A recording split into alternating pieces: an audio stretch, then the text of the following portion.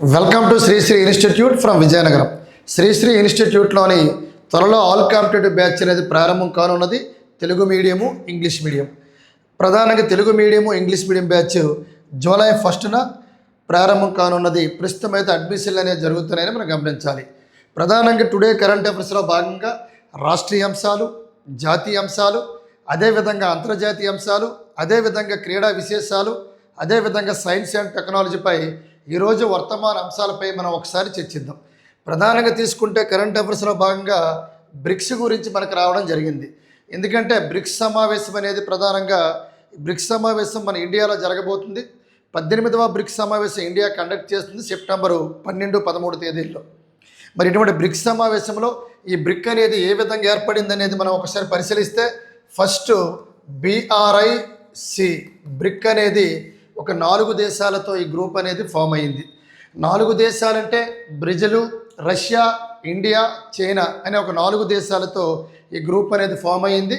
తర్వాత ఈ గ్రూప్ అనేది ఎప్పుడు ఫామ్ అయింది సార్ అంటే 2006లో ఫామ్ అయింది.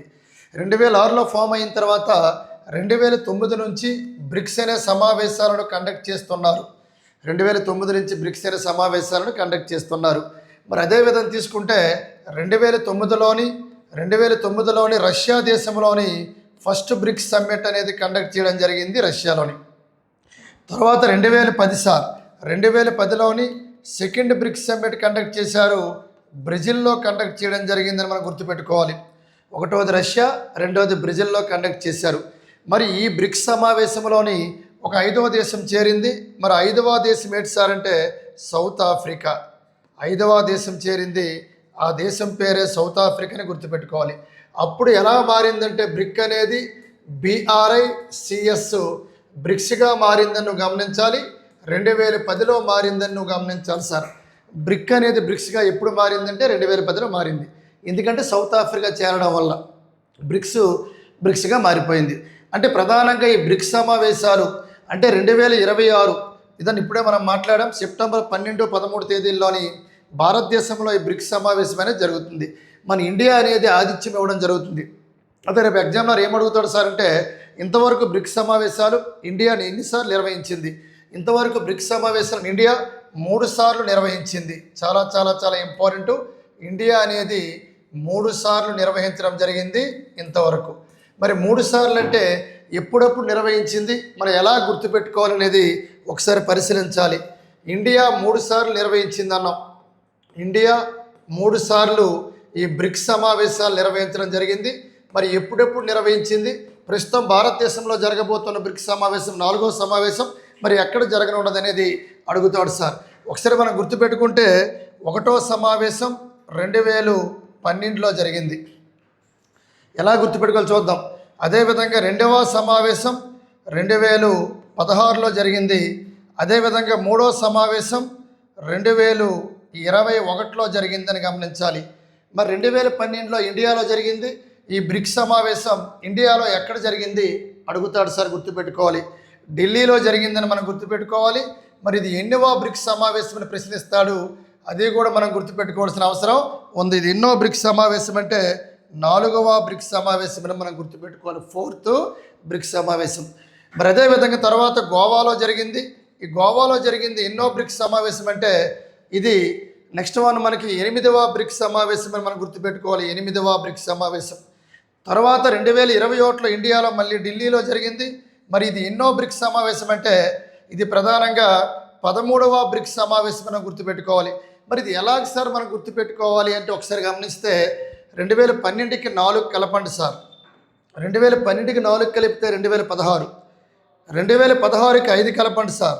2016కి 5 కలిపితే 2021. 2016కి 5 కలిపితే 2021. ఈ విధంగా మర్చిపో. 2012లో ఇండియాలో ఫస్ట్ టైం జరిగింది. దానికి 4 కలిపితే 2016లోని సెకండ్ టైం జరిగింది. దానికి సీక్వెన్షియల్ నెంబర్ 5 కలిపితే 2021లోని థర్డ్ టైం జరిగింది. అక్కడ కూడా చూసుకోండి సార్. 2012 కాబట్టి 2 రెళ్ళే 4 అంటే 4వ బ్రిక్స్ సమావేశం ఢిల్లీలో జరిగింది. మరి 4కి 4 కలపండి. 4కి మళ్ళీ సేమ్ 4 కలిపితే మనకి ఈజీగా గుర్తుంటుంది. మళ్ళీ 8వ బ్రిక్స్ సమావేశం కూడా సేమ్ ఎక్కడ జరిగిందంటే మన ఇండియాలో జరిగింది. తర్వాత 5 కలపండి సార్, 8కి 5. ఇక్కడలాగే సేమ్, ఇక్కడ ఎలా కలిపాము అదే నెంబర్లు.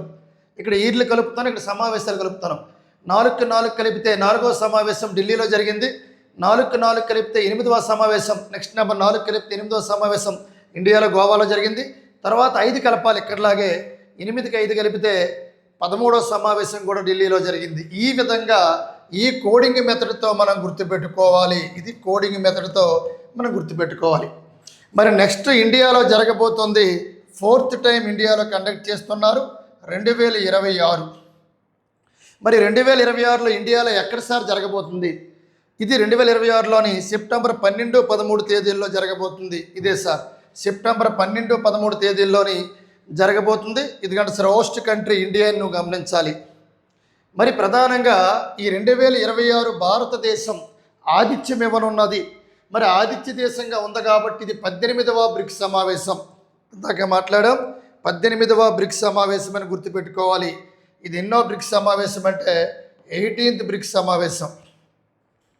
అంటే మళ్ళీ 13కి 5 కలపండి సార్, అప్పుడు సమావేశాలు ఎటువంటి ఇబ్బంది లేదు. 13కి 5 కలిపితే 18.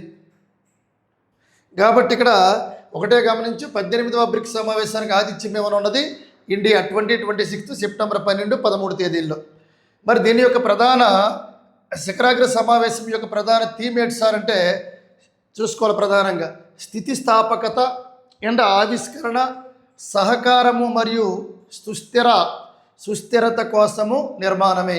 అంటే ఇది అధికార ఇతివృత్తంగా ప్రకటించారు. స్థితిస్థాపకత, ఆవిష్కరణ, సహకారము మరియు సుస్థిరత కోసమే నిర్మాణం అని మనం గుర్తుపెట్టుకోవాలి. మరి నెక్స్ట్ మనం ఇక్కడ గమనిస్తే నెక్స్ట్ స్లైడ్లో ఏదంటే సార్ బ్రిక్స్. ఈ బ్రిక్స్ సమావేశం ఇండియాలో నిర్వహించబోతున్నారు. ఇది 18th బ్రిక్స్ సమావేశం, ఇప్పుడే మనం మాట్లాడాం. నెక్స్ట్ వన్ మనం మాట్లాడుకుంటే బ్రిక్స్ సమావేశంలోని బ్రిక్స్ అంటే 5 దేశాలతో ఈ కూటమి అనేది ఉంది. ప్రస్తుతం 18వ బ్రిక్స్ సమావేశం ఇండియాలో జరగబోతుంది ఈ 2026లోని సెప్టెంబర్ నెలలోని. ఇప్పుడు మనం మాట్లాడాం. అయితే ఈ బ్రిక్స్ సమావేశాలకు ముందు ఇండియాలోని కొన్ని మీటింగులు జరుగుతాయి. నిన్ననే జరిగింది మనకి 11వ బ్రిక్స్ ఎనర్జీ మినిస్టర్స్ మీటింగ్ అనేది. చాలా చాలా ఇంపార్టెంట్. హర్యానాలో జరిగింది, గురుగ్రామ్లో జరిగింది. ఎక్కడ జరిగింది అడుగుతాడు, హర్యానా స్టేట్లో జరిగింది. హర్యానా స్టేట్లో ఎక్కడ జరిగింది సార్ అంటే జూన్ 25, జూన్ 26న హర్యానా రాష్ట్రంలో ఈ గురుగ్రామ్లో జరిగింది. గురుగ్రామ్ అనొచ్చు, అక్కడ జరిగిందని గుర్తుపెట్టుకోవాలి. India to host 11th BRICS energy ministers meeting in Haryana state Gurugram అని గుర్తుపెట్టుకోవాలి. Very very important. ఇదే సార్ మనకి ఎనర్జీ మినిస్టర్స్ మీటింగ్ అనేది జరిగింది. నెక్స్ట్ మనం మాట్లాడుకుంటే ఇదండి సార్ 11వ ఇంధన మంత్రుల సమావేశం అనేది హర్యానా రాష్ట్రంలోని ఈ గురుగ్రామ్లోని నిర్వహించాలని మనం గమనించాలి. మరి 18వ బ్రిక్స్ సమావేశం సెప్టెంబర్లో జరగబోతుంది. ఎక్కడ సార్ అంటే ఇండియాలో జరగబోతుందని మనం గమనించాలి. ఇండియా ఇది నిర్వహించడం ఎన్నోసారి అంటే 4వ సారిని ఇప్పుడు డీటెయిల్గా మాట్లాడడం జరిగింది. అయితే మనం ఇంకొక అంశాన్ని పరిశీలించాలి. ఈ బ్రిక్స్ ఇటీవల కాలంలోని ఇప్పుడు బ్రిక్స్ ఎనర్జీ మీటింగ్ జరిగిందన్నాం. ఇక్కడ తీసుకుంటే ఎక్కడ 11వ ఇంధన మంత్రుల సమావేశం హర్యానాలో జరిగింది. అదేవిధంగా తీసుకుంటే బ్రిక్స్ సమావేశం ఇటీవల కాలంలోని ఒడిశా రాష్ట్రం, ప్రధానంగా ఒడిశా రాష్ట్రం అనగానే ఇక్కడ పారాదీప్ అనే ఓడరేవు ఉంటుంది. ఇది ప్రధానంగా తుఫాన్లు గరిష్టంగా ఎదుర్కొంటున్న ఓడరేవు. సైక్లోన్స్ని ఎక్కువగా ఫేస్ చేస్తున్న ఓడరేవు ఏదంటే పారాదీప్ ఓడరేవు ఒడిశా. కాబట్టి ఒడిశా ఓడరేవు ఎక్కువగా తుఫాన్లు ఎదుర్కొంటుంది. కాబట్టి మన బ్రిక్స్ అక్కడ ఎక్కువగా ఏదైనా ఒక విపత్తు వస్తే ఎక్కువగా ఫేస్ చేసేది ఆ కోస్టల్ ఏరియా. కాబట్టి మరి వీళ్ళు ఏం చేశారంటే బ్రిక్స్ విపత్తు ప్రమాద తగ్గింపు బృందము ఏదైతే ఉందో 2026 జూన్ 3 నుండి జూన్ 5 వరకు ఒడిశా రాష్ట్రంలో పూరిలో జరిగింది. దేనికంటే విపత్తు ప్రమాదం తగ్గింపు ఏ విధంగా చేయాలనేది ఒక సమావేశాన్ని కండక్ట్ చేయడం జరిగింది. ఈ సమావేశంలోని వాతావరణ స్థితిస్థాపకత, వాతావరణ పరిస్థితులు మరియు ప్రపంచ సహకారంపై చర్చించడానికి ఈ 11వ బ్రిక్స్ సభ్య మరియు భాగస్వామ్య దేశాల నుండి ప్రతినిధులు, విపత్తు నిర్వహణ నిపుణులు ఒకే చోట చేర్చింది.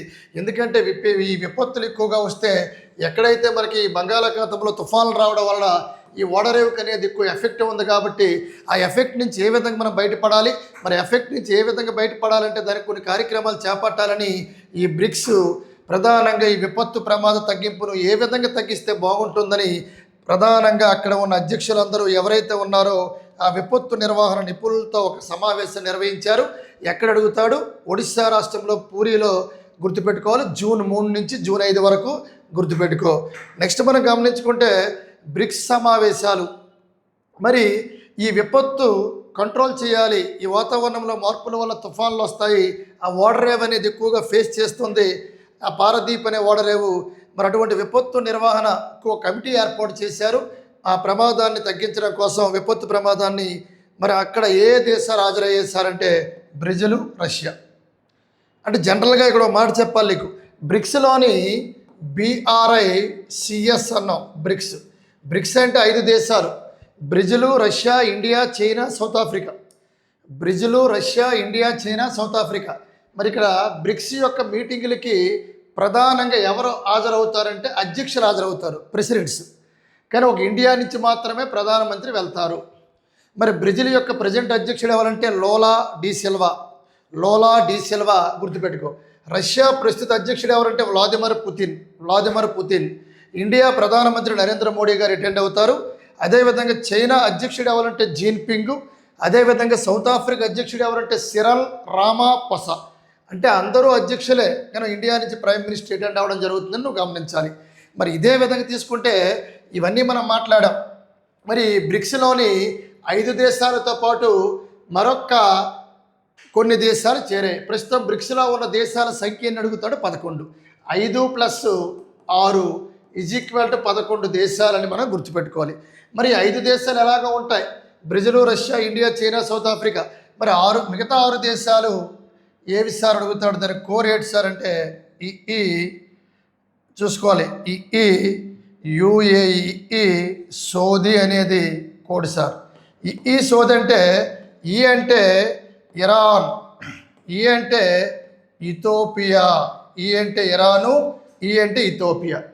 గుర్తుపెట్టుకో. అంటే ఇండోనేషియా. ఇది 2015లో చేరింది, రీసెంట్గా చేరింది ఇండోనేషియా. ఇండోనేషియాని మనం గుర్తుపెట్టుకోవాలి. అంటే ఇండోనేషియా. అంటే ఈజిప్టు. సౌదీ అంటే సౌదీ అరేబియా. అదేవిధంగా UAE, యునైటెడ్ అరబిక్ ఎమిరేట్స్. అంటే ఇక్కడ 1, 2, 3, 4, 5 బ్రిక్స్లో ఇప్పుడు మనం 11 దేశాల కోడ్ చెప్పడం జరిగింది. ఏం చెప్పాం? ఆ కోడ్ అనేది ప్రధానంగా ఒక 5 దేశాలు BRICS BRICS: Brazil, Russia, India, China, South Africa. Plus మరొక 6 దేశాల కోడ్ చెప్పాను. ఆ కోడ్ ఏంటి సార్ అంటే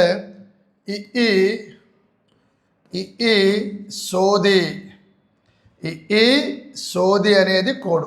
ఆల్రెడీ స్లైడ్లో చూపించడం జరిగింది. అంటే ఇరాను, అంటే ఇథోపియా, అంటే ఇండోనేషియా. అంటే ఇరాను, అంటే ఇథోపియా, అంటే ఇండోనేషియా. అంటే ఈజిప్టు. సౌదీ అంటే సౌదీ అరేబియా, అదనంగా UAE. అదే నేను ముందు స్లైడ్లో మీకు రాయడం జరిగింది. ప్రజెంట్ బ్రిక్స్లోని 11 దేశాలు కూడా మనం మాట్లాడిన ఈ పారద్వీపన్నాం కదా సార్. ప్రధానంగా తీసుకుంటే బ్రిక్స్ సమావేశంలో ప్రధానంగా ఇక్కడ ఈ సమావేశం అనేది ప్రధానంగా ఇదండి సార్. ఒడిశా రాష్ట్రంలోని ఏదైతే పారద్వీప్ ఓడరేవు తుఫాన్లు అధికంగా ఎదుర్కొంటుందో అక్కడ ఈ 11 దేశాల యొక్క అధినేతలు కూడా మాట్లాడడం జరిగిందని మనం ఇప్పుడు ఈ స్లైడ్లో చెప్పడం జరిగింది. నెక్స్ట్ మనం మాట్లాడుకుంటే కరెంట్ అఫైర్స్లో భాగంగా జ్వరాల విజృంభణ ఎక్కడ సార్ అంటే అల్లూరి సీతారామరాజు జిల్లాలోని ప్రధానంగా ఈ చికెన్ గున్యా లాంటి, ఈ డెంగీ వ్యాధి లాంటి వ్యాధులు విపరీతంగా వస్తున్నాయి. ఎందుకంటే వర్షాకాలం రావడం వల్ల, నైరుతి ఋతుపవనాల వల్ల అల్లూరి సీతారామరాజు మన్యం జిల్లాలోని విపరీతంగా, పార్వతీపురం మన్యం జిల్లా కావచ్చు, అల్లూరి సీతారామరాజు మన్యం జిల్లాలు కావచ్చు, విపరీతంగా విశాఖపట్నంలో ప్రధానంగా అల్లూరులో మలేరియా, అదే విధంగా విశాఖపట్నంలోని డెంగీ, అదేవిధంగా తిరుపతిలోని గన్యా, ఇటువంటి వ్యాధులు అనేవి ఆంధ్రప్రదేశ్ రాష్ట్రంలో విపరీతంగా వస్తున్నాయి. ఎందుకంటే ఇది ప్రధానంగా నైరుతి ఋతుపవన కాలం. ఈ జూన్ నెలలోని నైరుతి ఋతుపవనాల వల్ల వర్షాకాలం వలన వాటర్ అనేది చేంజ్ అవ్వడం వలన విపరీతంగా జ్వరాలతో బాధపడుతున్నారు. మలేరియా కావచ్చు, డెంగీ కావచ్చు, అదేవిధంగా ఈ గన్యా అనే వ్యాధి కావచ్చు, దీనివల్ల విపరీతంగా బాధపడుతున్నాను ఈరోజు పేపర్లో రావడం జరిగింది. నెక్స్ట్ వన్ మనకి భోగాపురం. ఏంటి సార్ అంటే భోగాపురం. ఈ భోగాపురం ఇంటర్నేషనల్ ఎయిర్పోర్ట్ అనేది 2026 జూలై నెలలోని ప్రారంభం కానున్నది. దీనికి మనకి పౌర విమానయాన శాఖ మంత్రి వర్యులు రామ్మోహన్ నాయుడు గారు మనకి ప్రధానంగా ఒక స్టేట్మెంట్ ఇవ్వడం జరిగింది. భోగాపురం అంతర్జాతీయ విమానాశ్రయం అనేది కంప్లీట్గా పనులు దాదాపుగా పూర్తయ్యాయి. కేంద్ర పౌర విమానయాన శాఖ మంత్రి వర్యులు రామ్మోహన్ నాయుడు గారు మనకు స్టేట్మెంట్ ఇవ్వడం జరిగింది. మరి దీనికి ప్రధానంగా నరేంద్ర మోడీ గారు చీఫ్ గెస్ట్గా అదే ఓపెనింగ్కి రావడం జరుగుతుంది 2026 జూలై నెలలోని. నెక్స్ట్ వన్ మనం మాట్లాడుకుంటే ఖనిజాంధ్రప్రదేశ్ అన్నాం. ఆంధ్రప్రదేశ్లో ఖనిజాలు పుష్కలంగా దొరుకుతున్నాయని రావడం జరిగింది. ఇటీవల కాలంలో ప్రధానంగా కర్నూలు జిల్లాలోని జొన్నగిరి, నిన్న స్టేట్మెంట్ జొన్నగిరి అక్కడ బంగారు గనులు విపరీతంగా దొరుకుతున్నాయని నిన్నే మనం మాట్లాడాం. మరే విధంగా ఆంధ్రప్రదేశ్ రాష్ట్రంలో ప్రకాశం జిల్లాలోని చీమకుర్తి మండలం పరిధిలోని ప్రధానంగా గ్రానైట్ అనేది విపరీతంగా ఎక్కడ సార్ అంటే ప్రకాశంలోని చీమకుర్తి మండల పరిధిలోని ఈ గ్రానైట్ అనేది గ్రానైట్ విపరీతంగా దొరుకుతుందని చెప్పడం జరిగింది. 31% నిల్వలు గ్రానైట్. జనరల్గా గ్రానైట్ నిల్వలు అనేవి రాజస్థాన్లో ఎక్కువ ఉన్నాయి, రాజస్థాన్లోనే ఎక్కువ ఉన్నాయి అనుకుంటారు. కానీ దేశంలో ఉన్న గ్రానైట్ నిల్వలో ఏపీలోని 31% గ్రానైట్ ఉన్నాయని చాలామందికి తెలియదని ఈరోజు పేపర్లో రావడం జరిగింది. అంటే ఒక రాజస్థానే కాదు, 31% గ్రానైట్ నిల్వలు అనేవి మన ఆంధ్రప్రదేశ్ రాష్ట్రంలో ఈ ప్రకాశం జిల్లాలో ఈ చీమకుర్తి మండలం పరిధిలోని విపరీతంగా గ్రానైట్ నిల్వలు ఉన్నాయని గమనించాలి. మరి శ్రీకాకుళం నుంచి శ్రీకాకుళము నుంచి కృష్ణా జిల్లా వరకు సముద్ర తీర ప్రాంతం ఏదైతే ఉంది కోస్టల్ ఏరియా, ఈ బీచ్ శాండ్ నిల్వలు ఉన్నాయి అని మనం గమనించాలి. మరి అదేవిధంగా తీసుకుంటే కేరళ రాష్ట్రంలో తోరియం అనేది పుష్కలంగా దొరుకుతుంది ఆ కోస్టల్. ఎందుకంటే భారతదేశంలో ఈ తోరియం ఉత్పత్తిలో ప్రథమ స్థానమే కేరళ. ఈ తోరియం నుంచి మోనోజైట్ని ఉత్పత్తి చేస్తారని కూడా మనకి తెలిసిన విషయమే గమనించాలి. దేశంలో 92% ముగ్గురాయి. ఇదండి సార్ ఏంటంటే దేశంలోని 92% ముగ్గురాయి. ఈ ముగ్గురాయి ఏపీలోనే ఉంది. చాలా చాలా చాలా చాలా ఇంపార్టెంట్. 92% ముగ్గురాయి ఆంధ్రప్రదేశ్లో ఉంది. ఆంధ్రప్రదేశ్ రాష్ట్రంలో అపార నిల్వలు ఉన్నాయి. కీలకమైన టైటానియం మినరల్స్ 19% మన ఆంధ్రప్రదేశ్లో ఉన్నాయని మనం గమనించాలి. అంటే ఆంధ్రప్రదేశ్ అనేది కాదు, ఇది ఖనిజాంధ్రప్రదేశ్. ఖనిజాలు అనేవి ఆంధ్రప్రదేశ్ రాష్ట్రంలో పుష్కలంగా ఉన్నాయని ఈరోజు స్టేట్మెంట్లో రావడం జరిగిందని గుర్తుపెట్టుకోవాలి. ఆంధ్రప్రదేశ్ రాష్ట్రంలో అనంతపురం జిల్లాలో రామగిరిలో బంగారం పుష్కలంగా దొరుకుతుంది. ఆంధ్రప్రదేశ్ రాష్ట్రంలో అనంతపురం జిల్లాలో వజ్రకరువుల్లో వజ్రాలు పుష్కలంగా దొరుకుతాయి. మరి అదేవిధంగా ఇవన్నీ కూడా మనకి ఇవ్వడం జరిగింది. అవే కాదు, ముగ్గురాయి కూడా ప్రధానంగా 92% అధిక నిల్వలు ఉన్నాయని మనం గమనించాలి. ఎందుకంటే కర్నూలు మార్కాపురం జిల్లాలో కొన్ని చోట్ల ఇటువంటి ముగ్గురాయి నిల్వలు విపరీతంగా ఉన్నాయని ఈరోజు పేపర్లో మనకి రావడం జరిగింది. గమనించాలి. Very very very important. Aluminium పరిశ్రమకు కావలసిన బాక్సైట్ ఖనిజము అల్లూరి సీతారామరాజు కాకినాడ జిల్లాల పరిధిలో ఉంది. దేశమంతటా ఉన్న బాక్సైట్ నిల్వల్లో ఏపీలో 16% బాక్సైటు మన అల్లూరి సీతారామరాజు అండ్ కాకినాడ జిల్లా పరిధిలో ఉందని ఈరోజు స్టేట్ పేపర్లో రావడం జరిగిందని మనం గుర్తుపెట్టుకోవాల్సిన అవసరం ఉంది. చాలా చాలా చాలా ఇంపార్టెంట్. గూడూరు ప్రాంతంలో ఉన్న మైకా, రావూరు గూడూరు ప్రాంతంలో ఉన్న మైకా, ఈ మైకా కూడా ఆంధ్రప్రదేశ్ రాష్ట్రంలోని ఈ మైకా నిల్వలు కూడా ఎక్కువగా ఉన్నాయని నువ్వు గమనించాలి. దాదాపుగా 10 నుంచి 12% ఉన్నాయని మనకి పేపర్లో ఈరోజు రావడం జరిగింది. Very very important. ఇవన్నీ కూడా మనం గుర్తుపెట్టుకోవాల్సిన అవసరం ఉంది. చూడండి, ఇక్కడ మన రాష్ట్రం అపారమైన ఖనిజ సంపదకు నిలయమని మరొకసారి నిరూపించుకున్నది ఆంధ్రప్రదేశ్. దేశవ్యాప్తంగా ఉన్న ముగ్గురాయి, దీన్నే బైరిటీస్ అంటాం.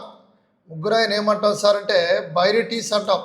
దేశవ్యాప్తంగా ఉన్న ముగ్గురాయి బైరిటీస్ నిల్వలు 92% మన రాష్ట్రంలో ఉన్నాయి అని మనం గుర్తుపెట్టుకోవాలి. ఒక బైరిటీసే కాదు, ఇదిగోండి సార్ మైకా, అదేవిధంగా తీసుకుంటే గ్రానైటు, ఇలా చాలా ఖనిజాలు కూడా ఏపీదే పైచేయి అని మనం గమనించాలి. జనరల్గా ఖనిజాలంటే రాజస్థాన్ చెప్పుకుంటాం మనం. రాజస్థాన్ రాష్ట్రంలో ఖనిజాలు అనేవి కూడా పుష్కలంగా దొరుకుతాయి. మరి జార్ఖండ్లో జరియా కావచ్చు, అక్కడ బొగ్గు అనేది పుష్కలంగా దొరుకుతుంది. జార్ఖండ్లో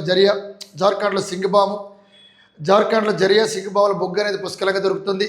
మరి అదేవిధంగా తీసుకుంటే మహారాష్ట్రలో రత్నగిరిలో ఇనుము అనేది దొరుకుతుంది.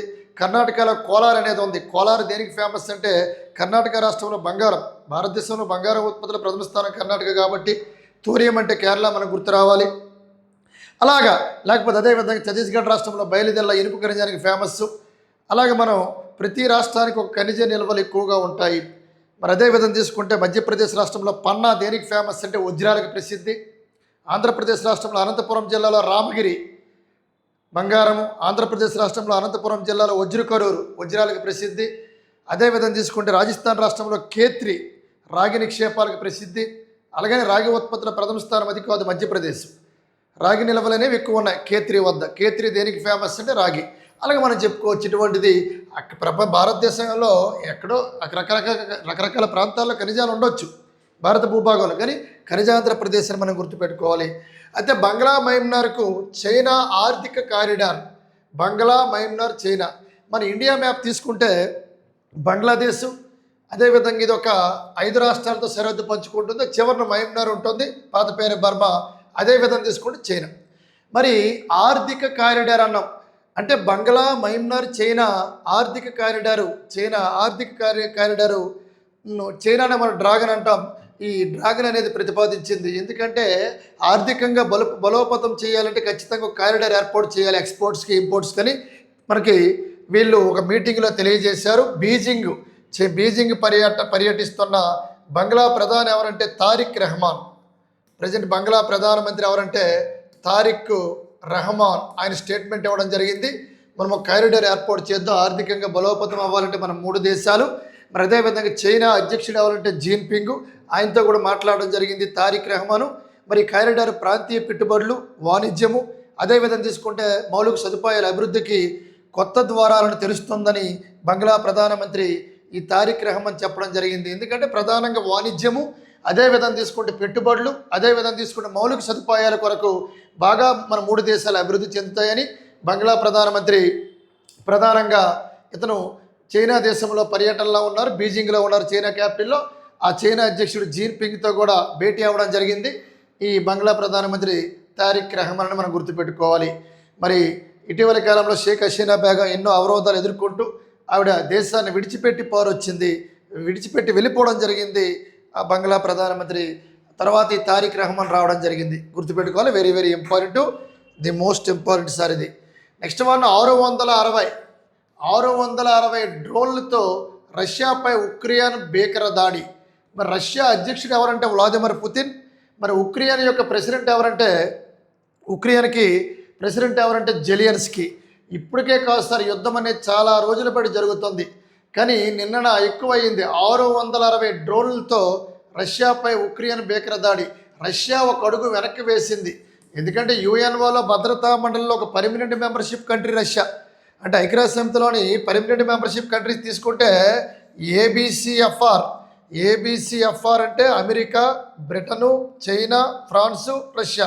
అటువంటి రష్యా ఎందుకంటే శాంతి స్థాపన కోసం ఇటీవల కాలంలోని స్విట్జర్లాండ్లోని మనకు తెలిసిందే 2 దేశాల మధ్య యుద్ధం జరుగుతుంది. ఆ 2 దేశాలే ఇరాను, అమెరికా. అమెరికా ఎందుకు ఎంటర్ అయ్యిందంటే ఇజ్రాయెల్కి సపోర్ట్ చేయడానికి. కాబట్టి ఈ ఇరాన్కి ఇజ్రాయెల్కి యుద్ధం జరిగితే అమెరికా సపోర్ట్ చేసింది. మరి ఇది కూడా ఆల్రెడీ శాంతియుత ఒప్పందాలు జరిగాయి. హార్మోజ్ జలసంధి తెరుచుకోవడం, షిప్స్ అనేవి బయలుదేరడం ప్రపంచంలో అనేక దేశాలకి, ఇవన్నీ జరుగుతున్నాయి. కానీ ఇప్పుడు మళ్ళీ అదే మొన్న G7 సమావేశం జరిగింది. 52వ G7 సమ్మిట్ ఫ్రాన్స్ రాజధాని పారిస్లో జరిగింది. అక్కడ ఫ్రాన్స్ అధ్యక్షుడు ఎమాన్యుయల్ మ్యాక్రాన్, నరేంద్ర మోడీ గారు అందరూ మాట్లాడారు. దేనికోసం? ఇక్కడ ఎలాగో హార్మోజ్ జలసంధిపై శాంతియుత ఒప్పందం జరుగుతుంది ఇరాన్కి అదేవిధంగా అమెరికాకి మధ్య. మరి అదేవిధంగా దాంతోపాటు రష్యా ఉక్రెయిన్ వారు కూడా మనం క్లోజ్ చేయాలని మాట్లాడడం జరిగింది. కానీ వీళ్ళు ఏం చేస్తారంటే ఉక్రెయిన్ తగ్గకుండా రష్యా పైన ఇంకా దాడులు చేస్తుంది. ఇది రేపు పేపర్లో మనం దీని యొక్క తదుపరి అంశాల గురించి మనం మాట్లాడదాం. నెక్స్ట్ వన్ మనం మాట్లాడుకుంటే దీని తర్వాత రొట్టెల పండుగ నిన్నే మాట్లాడాము. దాదాపుగా 30 లక్షల మంది హాజరవుతారు. రొట్టెల పండుగ ఎక్కడ సార్? నెల్లూరు జిల్లాలో జరుపుకుంటారు. నెల్లూరు జిల్లాలో ఎక్కడ సార్ అంటే స్వర్ణాల చెరువు. ఎక్కడ సార్ అంటే స్వర్ణాల చెరువు వద్ద ఈ పండగ. ఒక 12 మంది ఎవరైతే వీర జవాన్లు ఉన్నారో, అమరవీరులు ఉన్నారో వారి సమాధులకి పూజ చేస్తూ చాలామంది దర్శించుకుంటారు. చుట్టుపక్కల ప్రాంతాల నుంచి వెళ్ళి ఆ చెరువులో రొట్టెలు విడిచిపెట్టిన తర్వాత ఆ రొట్టెలో కొంత ప్రసాదాన్ని సేవించి కోరికలు తీర్చమని మొక్కడం, ఇవన్నీ జరుగుద్ది. నేను వీడియోలో డీటెయిల్గా చెప్పడం జరిగింది. ఇది ఒక 5 రోజులు ఈ పండుగ అనేది అద్భుతంగా జరుపుకుంటారు. నెల్లూరు జిల్లాలోని నిన్న ఒక్కరోజే భక్తులు 3 లక్షల మంది ఆ రొట్టెల పండుగకు నెల్లూరు జిల్లా హాజరవ్వడం జరిగిందని మనకి మంత్రి నారాయణ ఒక స్టేట్మెంట్ ఇవ్వడం జరిగింది. సార్ నేను డీటెయిల్గా చెప్పడం జరిగింది దీని గురించి ఒక 10 మినిట్స్. నిన్న వీడియోను వాచ్ చేస్తే నోట్స్ రాస్తే ఖచ్చితంగా ఒక బిట్టు మనకు ఫెస్టివల్లో వచ్చే అవకాశం ఉంది. ప్రతిరోజు ఏ విధంగా జరుపుకుంటారు, 5 రోజులు ఏ విధంగా జరుపుకుంటారు, చివరి రోజు భక్తులు అనేవాళ్ళు ఆ 12 అమరవీరుల సమాధులు దర్శించి ఏం చేస్తారు, ఇవన్నీ నిన్న మనం చెప్పడం జరిగిందని మనం గమనించాలి. నెక్స్ట్ మనకి కల్పకం ఐజీ కార్లో హైడ్రోజన్ ఉత్పత్తి కేంద్రం. అసలు ఈ కల్పకం అనేది ఎక్కడ ఉంది, కల్పకం అనేది ఎక్కడ ఉంది సార్ అడుగుతాడు. మనకి పేపర్లో కనిపిస్తున్న ఈ కల్పకం అనేది ఎక్కడ ఉంది సార్ అంటే తమిళనాడులో ఉంది. ప్రధానంగా ఎక్కడో తమిళనాడులో ఉంది. తమిళనాడులో ప్రధానంగా కుడంకులం, కల్పకం ఇవి అణు విద్యుత్ కేంద్రాలు. కుడంకులం, కల్పకం. మరి ఇక్కడ ఉత్పత్తి యూనిట్ని ప్రారంభిస్తున్న అజిత్ కుమార్ మొహంతి ఏంటి సార్ కల్పకం ఐజీ కార్లో హైడ్రోజన్ ఉత్పత్తి కేంద్రం అంటే శుద్ధి ఇంధనం, ప్రధానంగా శుద్ధి చేసిన ఇంధనాన్ని అధునాతన అణు పరిజ్ఞాన రంగంలో భారత్ ముందడుగు వేస్తుందని తమిళనాడు రాష్ట్రంలో ఉన్న ఈ కల్పకం ఉన్న ఇందిరాగాంధీ అణు పరిశోధన కేంద్రంలో ప్రపంచంలోనే తొలిసారిగా అణు ప్రక్రియ నుంచి వెలువడే వేడిని ఉపయోగించుకునే హైడ్రోజన్ ఉత్పత్తి చేసే కేంద్రాన్ని ఏర్పాటు చేస్తారు. ఈ పాయింట్ ఇంపార్టెంట్. ఏంటి సార్ ప్రపంచంలోనే తొలిసారిగా అణు ప్రక్రియ నుంచి వెలువడే వేడిని ఉపయోగించుకొని హైడ్రోజన్ ఉత్పత్తి చేసే కేంద్రాన్ని ఏర్పాటు చేస్తారని మనం గుర్తుపెట్టుకోవాలి. చాలా చాలా చాలా ఇంపార్టెంట్. ఎక్కడ సార్ అంటే తమిళనాడు రాష్ట్రంలోని కల్పకం వద్ద ఇక్కడ హైడ్రోజన్ అనేది ఉత్పత్తి చేయడం జరుగుతుందని నువ్వు గమనించాలి. చాలా చాలా ఇంపార్టెంట్. ఈ బిట్ అనేది ఖచ్చితంగా నోట్ చేసుకోవాల్సిన అవసరం ఉంది. నెక్స్ట్ మనకి దక్షిణాన స్థిరం, ఉత్తరాన కదలికలు ఉన్నాయి. ఏంటి సార్ ఇటీవల కాలంలో నిన్న వెనుజులాల భూకంపం అనేది 2 సార్లు వచ్చింది. అంటే కాల వ్యవధి చాలా స్వల్ప కాల వ్యవధిలో 2 టైమ్స్ వచ్చింది. అలాగా లోపల ఉన్న భూపలకలు అనేవి కదలడము, అనేక మార్పులు రావడము, భూగర్భ జలాలు తగ్గుదల, ఈ తగ్గడం వల్ల భూమి అనేది కదలడము, కదిలి లోపల అనేక ప్రకంపనాల వల్ల ఈ సునామీ భూకంపాలు రావడం జరుగుతుంది. భూగర్భ జలాలు తగ్గడంపై భూమి పైకని ఈరోజు పేపర్లో ఇవ్వడం జరిగింది సార్. అసలు ఏటి భూగర్భ జలాలు అంటూ ప్రశ్నిస్తాం. ఢిల్లీ, హర్యానా, పంజాబ్ పరిసర ప్రాంతాల్లో భూగర్భ జలాలు విపరీతంగా వినియోగించడం వలన ఆ ప్రాంతంలో భూమి కొంత మేరకు పైకి లేస్తున్నట్లు. అయితే లోపల ఉన్న వాటర్ అనేది మనం ఎక్కువగా ఉపయోగిస్తున్నాం కాబట్టి ఎక్కువ ఎక్కడంటే ఢిల్లీ, పంజాబ్, హర్యానా పరిసర ప్రాంతాల్లో భూగర్భ జలాలను విపరీతంగా వినియోగించడం వలన ఆ ప్రాంతంలో భూమి కొంతమేర పైకి లేస్తున్నట్లు ఒక ఉపగ్రహ పరిశోధన ద్వారా తేలింది. అదే నాసా వారు చెప్పడం జరిగిందని మనం గమనించాలి. అందుకే మనం భూగర్భ జలాలు పెంచుకోవాలి. భూగర్భ జలాలు విపరీతంగా తగ్గిపోతున్నాయి, వాటిని ఖచ్చితంగా పెంచుకోవాలి. లేకపోతే భూమి ఒత్తిడికి లోనయ్యి ఆటోమేటిక్గా భూకంపాలు అనేవి ఎక్కువగా వస్తాయని గమనించాలి. అదే ఇక్కడ చెప్పాడు. గుజరాత్ రాష్ట్రంలో కూడా భూకంపం రావచ్చు. వాయువ్య భారతదేశంలో ప్రధానం తీసుకుంటే గుజరాత్ రాష్ట్రంలో కూడా భూమి అనేది లోపలికి ఒత్తిడికి గురవుతుంది. కారణం వాటర్ సోర్సెస్ అనేది తక్కువగా ఉంది. మరి భూకంపాలు సంభవిస్తాయని శాస్త్రవేత్తలు గుర్తించారు. ఎక్కడైతే వాటర్ సోర్సెస్ ఎక్కడ ఉంటాయో, ఎక్కడైతే ఇంకుడు గోయలు ఏర్పాటు చేసుకుంటామో, వాటర్ని ఎక్కడైతే మనం ఆదా చేస్తామో అటువంటి ప్రాంతాల్లో భూకంపాలు అనేవి రావు. దేశంలో భూకంపాల ముప్పును అంచనా వేయడానికి భారత ప్రధానం తీసుకుంటే భూపలకల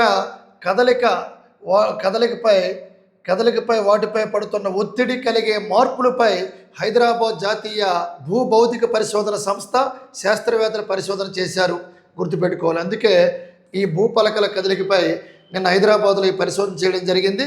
ఈరోజు ఎక్కడెక్కడ ఏ ప్రాంతాల్లోని గుజరాత్ కావచ్చు, పంజాబ్ కావచ్చు, హర్యానా కావచ్చు, ఢిల్లీ కావచ్చు, ఆ ప్రాంతాల్లో భూగర్భ జలాలు అనేది విపరీతంగా వినియోగించడం వలన ఆ ప్రాంతంలో కొంతమేరకు భూమి అనేది పైకి లేస్తుందనేది ఈరోజు పేపర్లో మనకి రావడం జరిగిందని గుర్తుపెట్టుకోండి సార్. నెక్స్ట్ హార్మోజ్కి కొత్త నడవ. మరి ఇటీవల కాలంలో ఇప్పుడే మనం మాట్లాడాం.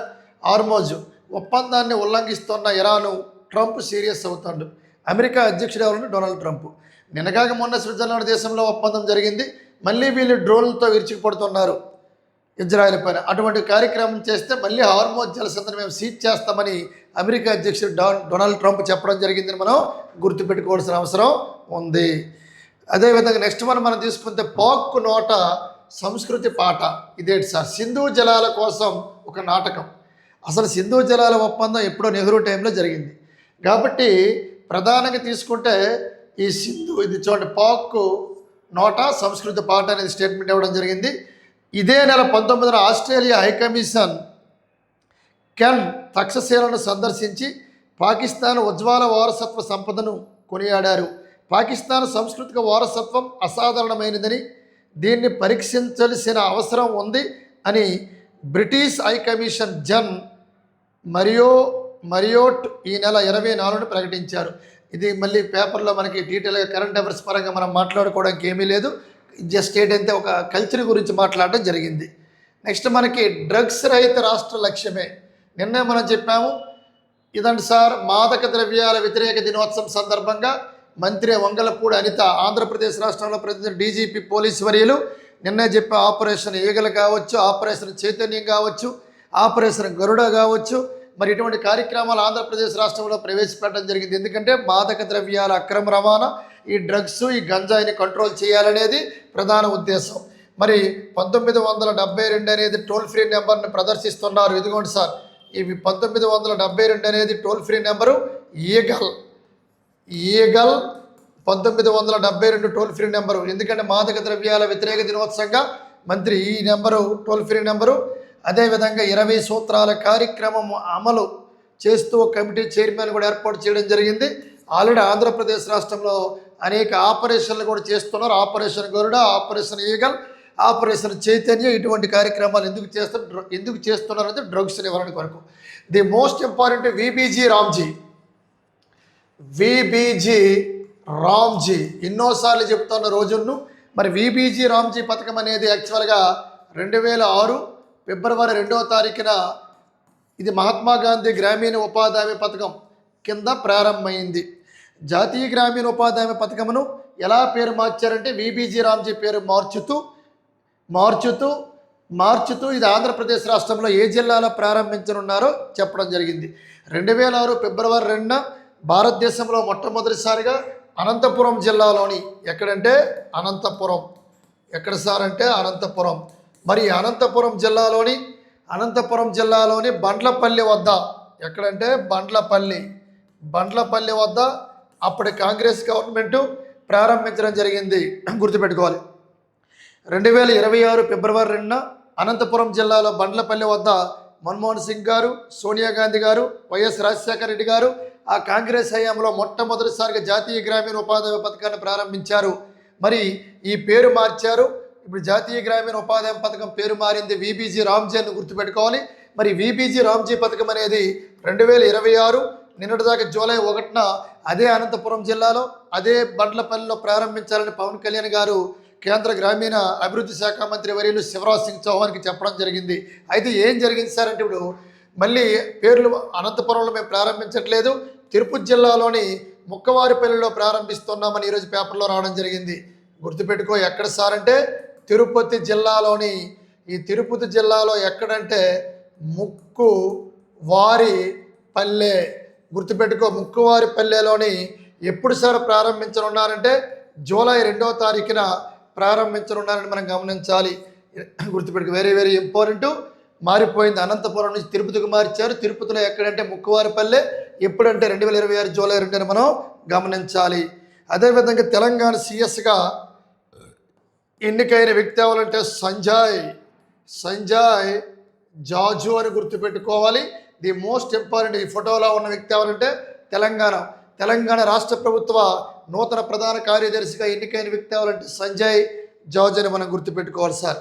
ఇది ప్రధానంగా టుడే కరెంట్ అఫైర్స్లో మెయిన్ అంశాలు, రాష్ట్రీయ, జాతీయ, అంతర్జాతీయ అంశాలు. Thank you one and all. Good night.